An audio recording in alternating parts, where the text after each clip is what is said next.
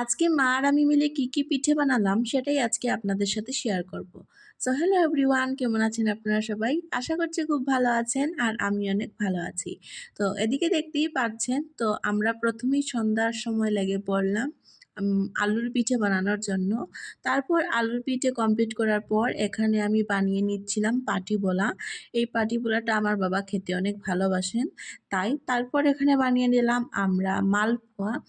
তো এগুলো আমিই ভাজছিলাম, সবকিছু মা রেডি করে দিচ্ছিল আর আমি সবকিছু ভাজাভাজি করছিলাম। তো এখানে দেখতেই পারছেন আমার মালপোয়া বানানো হয়ে যাচ্ছে। আজকে আমি অনেকটাই মালপোয়া বানিয়েছি। তো কারা কারা কি পিঠে বানালে অবশ্যই কমেন্ট করে জানাবে।